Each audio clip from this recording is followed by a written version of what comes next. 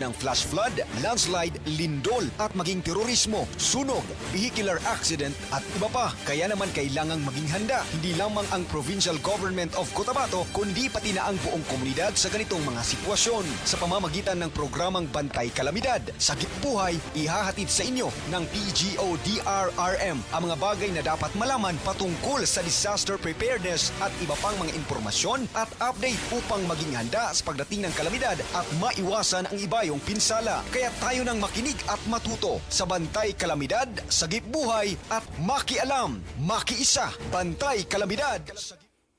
Bantay Kalamidad, Sagip Buhay, mayong buntag kaninyong tanan, mga higala, mga suki namong tigpaminaw. Ani ana usab, no, sa makausap pa ang atong tulumanon, Bantay Kalamidad, Sagip Buhay, hatod kaninyo sa Provincial Disaster Risk Reduction and Management Office o Council sa probinsya sa Cotabato. 30 minutos nga panag-uban o panaghiskot kabahin sa Disaster Risk Reduction and Management dinhi sa ato ang nasod, dinhi sa atong probinsya. Kini inyong kauban, Arnulfo Villaros, LDRRMO 3, ang Chief sa Operations and Warning sa ato ang PDRRMO. Sa sulod sa 30 minutos, mag-uban kita o atong paghiskutan ang usa ka nindot kaayong programa, no, ang Move Up Mindanao. O kauban nato karon ang ilahang project manager o head of the project o unya ato siyang tagaan og panahon aron mahatag kanato kung unsa ning Move Up Mindanao nga project. Simulcast kita, no, dinhi sa DXND o sa DXMS o para sa unang hugna sa ato ang programa ani ang weather update. Ang tibuok dapit sa Mindanao makasinati sa panalagsang pagdag-om ngadto sa mapanganuron nga kalangitan inubanan sa patak-patak nga pag-ulan, kilat og pagpanalugdog tungod sa localized thunderstorms. So ang atong na-experience sa karon nga mga pag-ulan o usahay may mga makusog nga hangin tungod kini sa localized thunderstorms. Hinay ngadto na sa kasarangan nga hangin ang magagikan sa silangan ngadto na sa amihanang silangang direksyon ug ang kadagatan hapsay ngadto na sa kasarangan ang pagbalod. So akong sublion ang atong na-experience karon nga mga pag-ulan, usahay adunay kusog nga paghangin tungod kini sa mga localized thunderstorm, no, panalagsa, adunay kilat, adunay pagdalugdog o mga makusog nga pag-ulan. Mga suki, kaniadtong October 15 adunay gipagawas ang Pag-asa nga press statement nga nagaingon nga sugod karong Oktubre hantod sa bulan sa Marso sa sunod nga tuig aduna kitay ma-experience nga La Nina, no? So kini amo nang gihatag nga advisory kaniadto pang mga nangaging mga sessions nato o episodes sa ato ang programa gani naa na kitay mga advisory nga dapat mangandam na kita labi na ang ato mga local government units kay dili lalim, no, ang epekto sa maong mga kining mga pag-ulan nga dala-dala niining La Nina. Og uban sad niini sa parehong petsa aduna sad press statement ang Pag-asa nga kundiin nagaingon nga nagtapos na ang southwest monsoon o kining hanging ginatawag nga hanging habagat. Kining hanging habagat mao kini ang weather disturbance, no, ang hangin nga nagagikan sa southwest o gikan sa ubos pa saka dito sa north. O pila ka usa o duha ka bulan aduna kitay transition nga pagkahuman sa hanging habagat ma-experience na pod nato ang hanging amihan kana gikan sa north pa ubos diri sa west.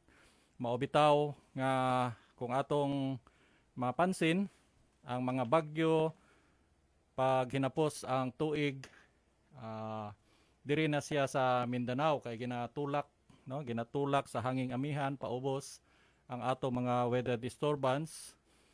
Kung atong mahinumduman, ang bagyo nga si Yolanda, bagyo nga si Pablo, diri sa Mindanao ang igo ni adto. Tungod kay nahitabo kadto bulan sa November, bulan sa December. So hanging amihan ang naga-epekto na. Murag ginaduot, no? Ginaduot sa hanging amihan ang mga weather disturbance panaog din sa Mindanao. So sa kana nga panahon na adunay 4 hangtod 6 ka bagyo ang atong gina-expect kana base sa forecast sa pag-asa gikan Oktubre hangtod sa bulan sa Marso sa sunod tuig. Ang atong kauban, bago ko makalimot di ay atong binabati natin ang ating mga kapatid na mga Muslims sa kanilang pagdiriwang ngayong araw, no? Kahit na nasa holiday tayo dito sa North Cotabato, patuloy pa rin ang ating pagseserbisyo, hindi pwedeng huminto dahil nga sa mga nararanasan natin na mga epekto nitong weather disturbance. Kailangan nating ipaabot sa ating mga mamamayan ang mga usapin tungkol sa DRRM. Ang ating kasama, ang ating regular na anchor ng programang ito, si Sir Abril Espadera, ay pinangunahan ngayon ang plenary session ng ating Provincial Disaster Risk Reduction and Management Planning para naman mabuo natin ang ating PDRRM plan dahil ito ay basihan ng pagsasagawa ng budgeting at ng sa gayon ang ating mga programa, ang ating mga proyekto na sa usapin ng DRRM ay mabigyan ng tutok, mabigyan ng pansin. So nagpapasalamat kami sa ating mga partners na kahit na holiday tayo ngayon, nandoon pa rin sila. Tinawag ko nga na act of patriotism ang kanilang ginawa ngayon. Dahil nga holiday, patuloy pa rin sa serbisyo. So salamat, no? Maraming salamat din sa ating partners sa Action Against Hunger, ACF. Nalilito tayo minsan sa ASF at saka ACF. ACF, Action Against Hunger, naging kasama natin ito sa mga programa, pagpapatupad ng mga programa natin sa DRRM sa mahaba-habang panahon na. At ngayong umaga, mapalad tayo at pinaunlakan na tayo, no, sa ating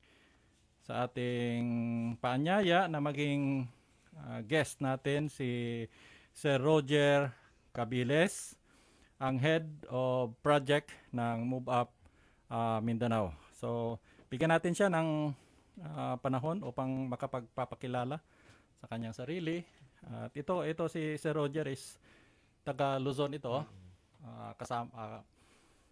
Pareho kaming Ilocano. Sige po, Sir Roger. Sige. Magandang umaga po sa inyong lahat. Baka nagtataka yung mga listeners natin, sir, no, na tayo ay nagtatagalog ngayon kasi nabanggit nyo nga ako po ay dayo dito sa Kidapawan. Opo. At yun, maraming salamat sa paanyaya, sir. Ito yung unang araw ko actually dito sa Kidapawan, ngayong visit ko ngayong Oktubre. And sabi ko sa mga nakakausap ko nga ay wag mag-alala kasi nag-RT-PCR naman ako bago pumunta dito at saka fully vaccinated na. So, yun, muli po, magandang umaga at sana ay makapagbahagi kami kung ano ba yung ginagawa natin dito sa Move Up Mindanao. Sige po, welcome po dito sa Kidapawan o dito sa probinsya ng Cotabato at naway maging fruitful, makabuluhan, no, ang yung stay dito sa lugar namin at labis din ang pasasalamat namin sa ACF dahil maraming mga trainings, maraming mga activities ang pinunduhan ng ACF. Napakalaking tulong ito sa amin, lalo na sa usapin ng DRRM. Sir Roger, parati natin narinig itong Move Up Mindanao, no? Ano nga ba itong project na ito at bakit, no?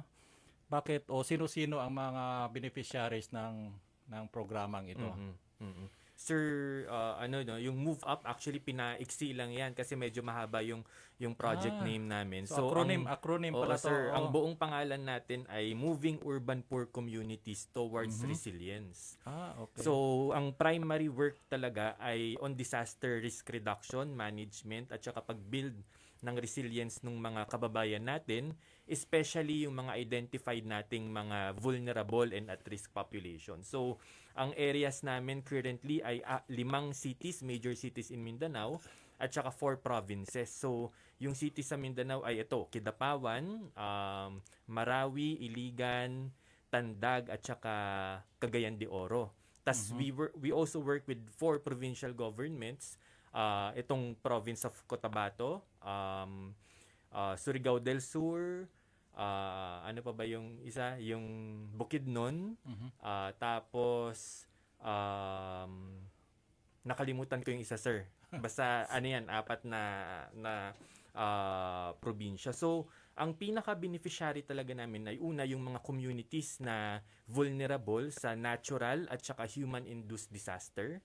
So, we provide resilient livelihood programs. We advocate for yung alternative temporary shelter. So, kunwari kapag may mga evacuation, dati ang siksikan sa mga evacuation center. So, meron kaming mga model na pinopromote na i-ensure na may privacy yung mga tao at hindi lang privacy pero yung security, 'di ba? Minsan kaya ayaw mag-evacuate ng mga tao ay dahil natatakot na baka magulo dun sa evacuation center, and also pinopromote natin yun yung ATS.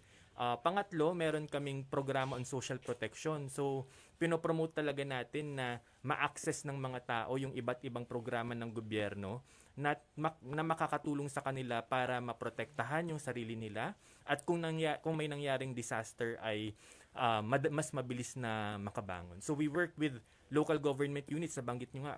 We provide support to provincial disaster risk management offices, pati sa mga city LGUs, kasi ang LGUs naman yan ang mga frontliners, sir. So, we provide technical support.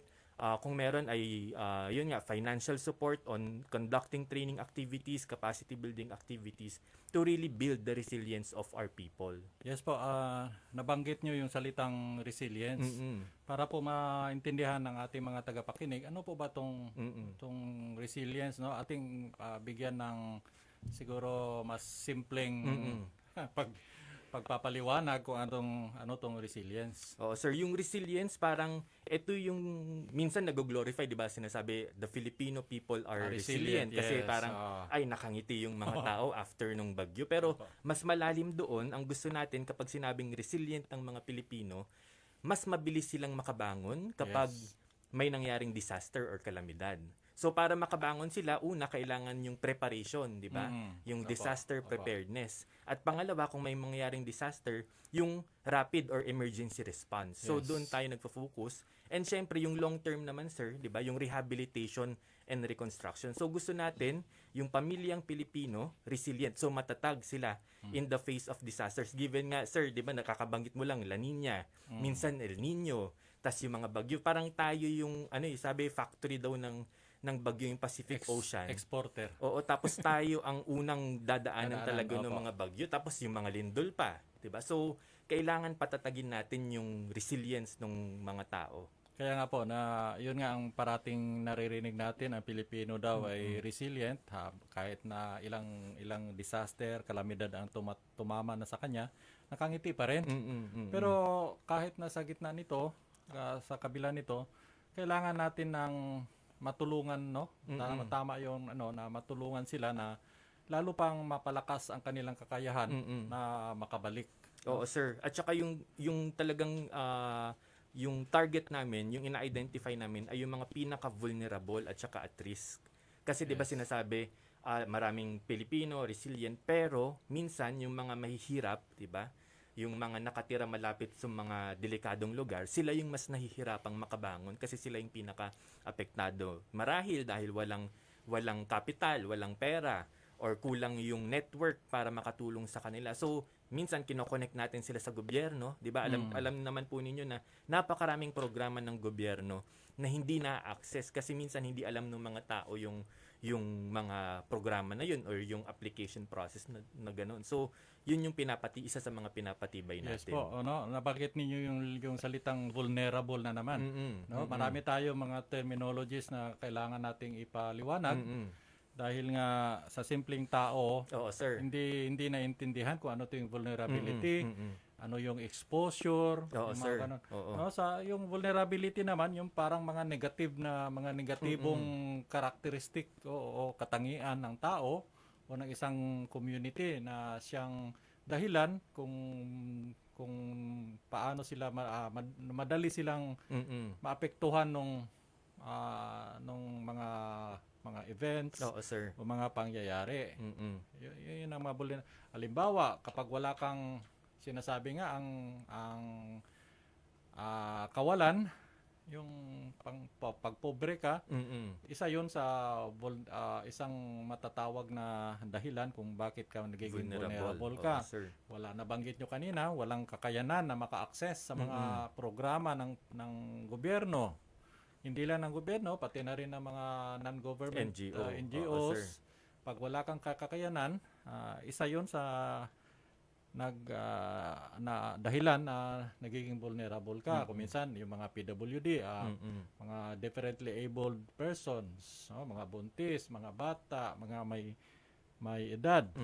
Yun ang mga vulnerable na mga sectors natin. Or yung sa ano, sir, 'di ba yung malapit kayo doon sa lugar na madalas mag-disaster. Kunwari Yes. dito sa Cotabato, parang may fault line dito, sir, no? Marami. Oo. So as a province or as a city, tong Kidapawan talagang vulnerable sa lindol. Vulnerable siya dahil nga sa exposure. Kasi pag malapit ka sa hazard, yung pangyayari o yung bagay na yon, nagiging vulnerable ka dahil yun nga malapit ka sa ano. Tayo dito 2019 nagkaroon tayo Oo, sir.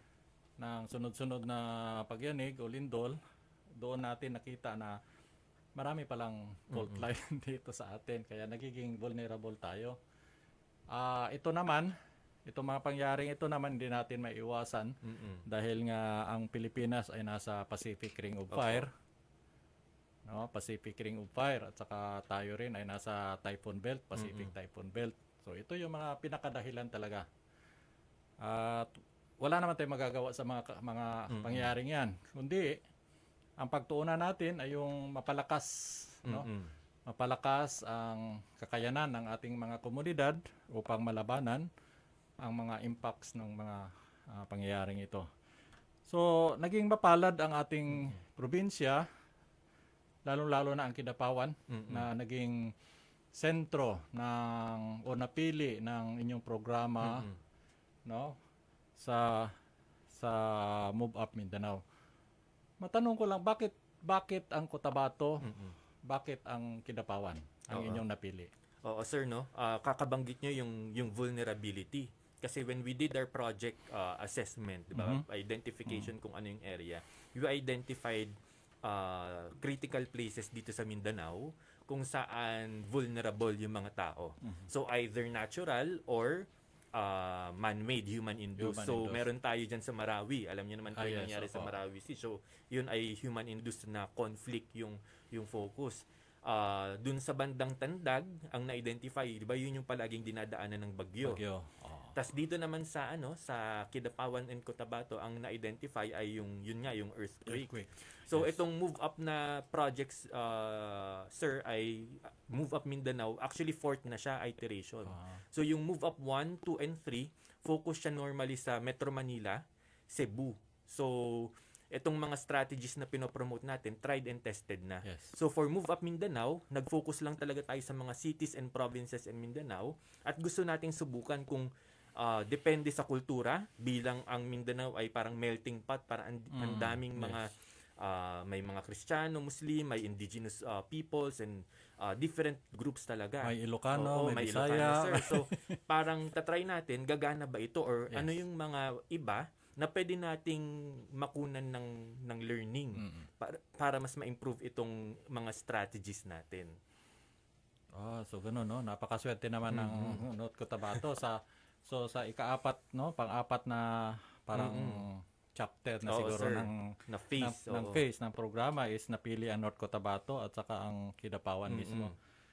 So sa implementation, no, ng pagpapatupad ng inyong mga programa, nasaan na tayo, Oo, sir. no? Nasaan na tayo?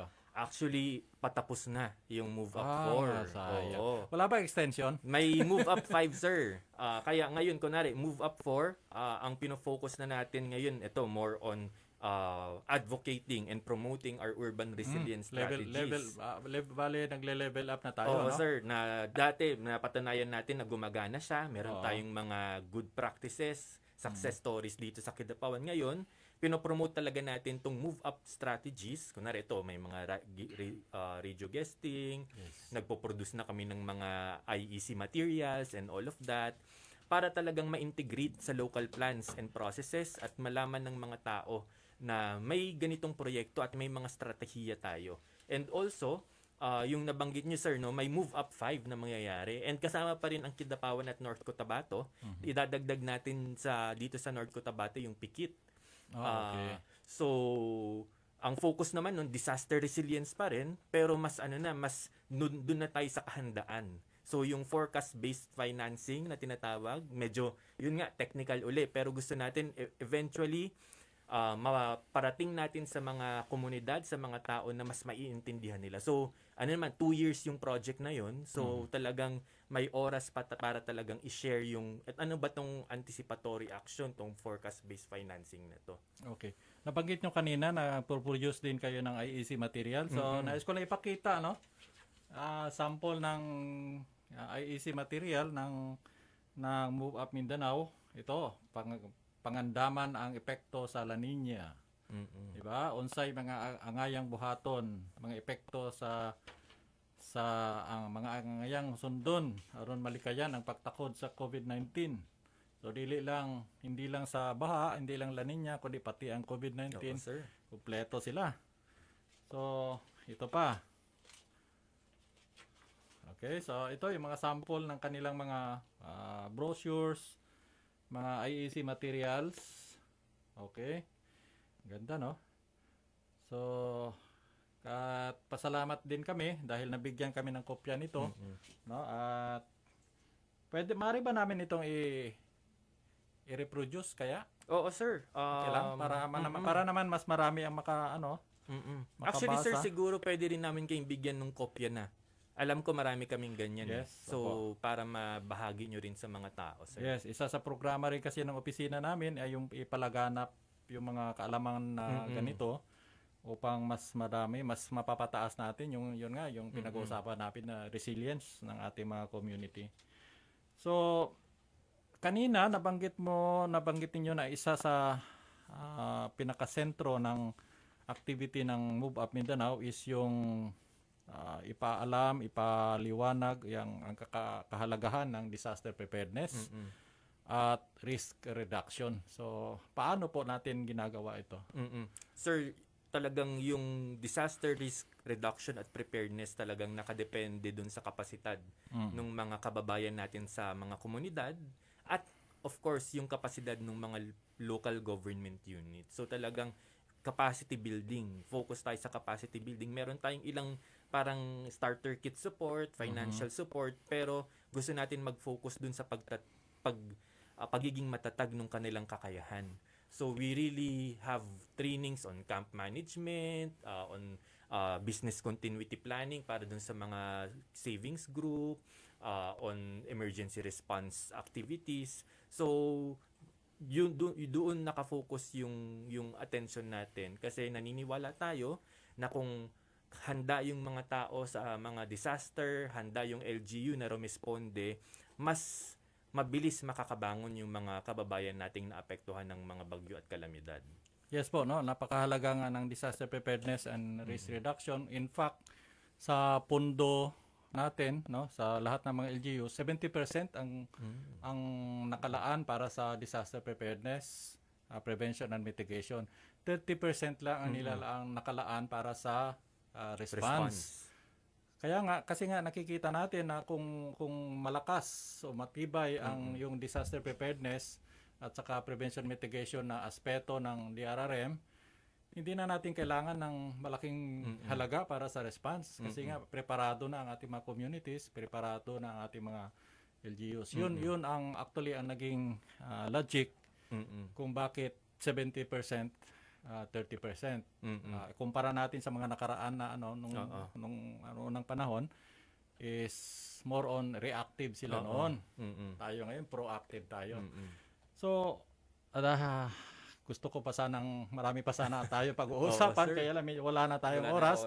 So bigyan ko kayo ng panahon upang makapagbigay ng inyong parting words. Pero hindi dito nagtatapos ang ating ugnayan. Patuloy ang ating ugnayan, no, ang opisina natin with your office sa mga DRRM po. So from us, sir, from Move Up Consortium, actually we are 4 organizations implementing. So Action Against Hunger, Plan International, Care Philippines, at saka Accord. So we are committed talaga na building the resilience of our people. Kasi isa ito sa mga nagpapabagal nung kaunlaran natin. 'Di ba, every time may disaster, biglang babalik tayo sa zero or negative. Yes po. So gusto natin capacitated ang mga tao, handa ang LGU, and yun, we remain committed, and we thank the provincial government of Cotabato as well as the city of Kidapawan for welcoming and working with us kasi it's really dependent on partnership. So strong partnership, good working relations, key yan para talagang mapatatag natin yung resilience ng ating mga kababayan. So muli, sir, maraming salamat. Yes po, naniniwala din kasi kami na whole of the nation approach kasi dapat ang DRRM na usapin. Hindi lang ng LGU kundi lahat ng sektor dapat nagtutulungan, may partnership. So muli, maraming salamat, Sir Roger. Oo, salamat, sir. At we expect na sa mga susunod na episodes, nandiyan pa rin kayo. Hindi lang sa marami tayong mga activities na darating at naway maging patuloy ang ating partnership. So wala na kita'y panahon. Kini ang inyong kauban, Noli Villaros. Nagapasalamat sa inyong pagpaminaw o dagang salamat. Inyong napakinggan ang Bantay Kalamidad sa Gibuhay hatid ng PGO DRRM, ang mga bagay patungkol sa